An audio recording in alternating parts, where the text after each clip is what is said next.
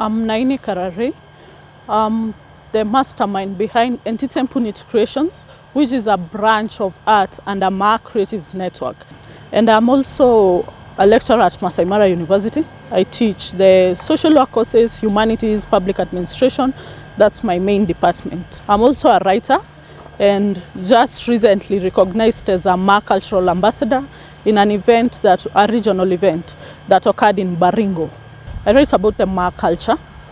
I write about the Maasai people, Maasai maybe before colonialism and after colonialism, how it changed.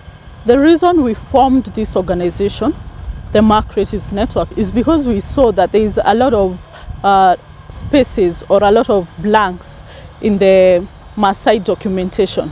Our culture has not been properly documented, and that there is a lot of misinformation regarding the Maasai people, which a lot of things that are being said out there, or a lot of history that we are being taught in schools, in Kenyan schools, are quite different from what we know as the Maasai people, or the history that we are getting from the older generation, the older Maasai generation. So you do find that there is no documentation, and we were having some conversation on how Maa people were before colonialism.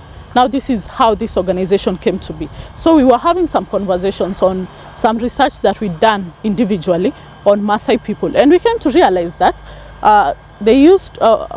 recently we're being told that Maasai people are not learned, Maasai people are illiterate and things like that. That's a lot of misinformation, because you do find that in 1908, the first Kenyan to go to the US for education was a man named Molonket Olesempele.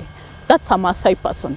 The first people in Cambridge, there was a Maasai man called Olempaei.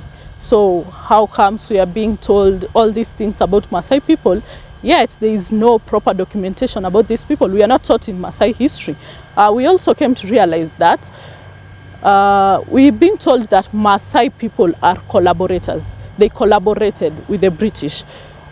But the person who deputized Dedan Kimathi is a Maasai man. His name is Olekisio. So if we, the Maasai people, could deputize the Mau Mau generals, then how are we collaborators? Our organization, we are mainly on the digital platforms, and you all know that the internet can never forget.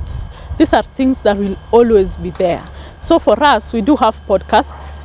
We are also writing about these stories. We go to villages, deep in the villages. We look for old men. There is this age set of Maasai old men. The oldest age set right now, they're called Iseuri. So Iseuri are around 80 to 90 years old. These are people that have history firsthand. We are the next custodians of culture, and we get our history raw from these people. So we do go to them and maybe do interviews and several podcasts on what they saw back then that has changed now, or things that have not been passed rightly to the other generations that came after them. We've written pieces and followed up on, remember the time when the British were coming to loiter to return some artifacts to try and restore their relationship with the community. So we encouraged such acts. At the moment, we definitely don't have any, we are not in touch with the British museums, but we are doing what we can at the grassroots level. We call for meetings in our societies.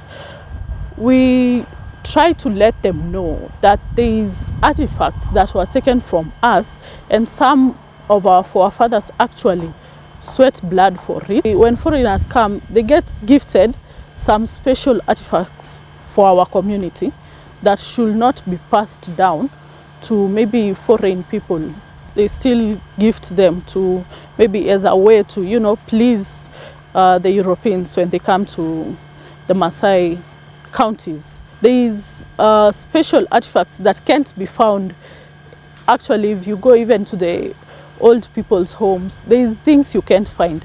But there's places you go, maybe there were special families, because, okay, Maasais are quite spiritual.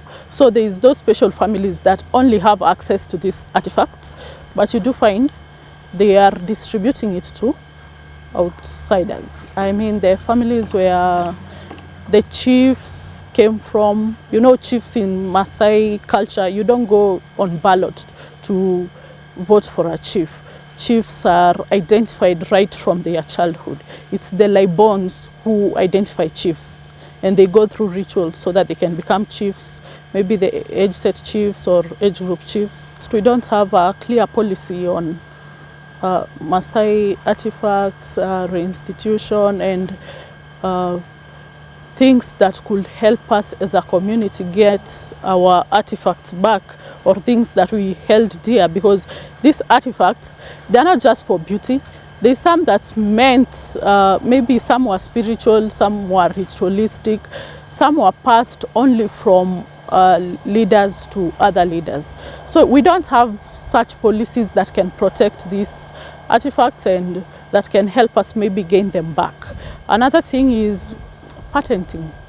We don't really know how to go about that. Like a bigger sector of the community doesn't know how to go about things like patenting, like the old mamas who make these such artifacts, yeah, they don't know how to patent these properties.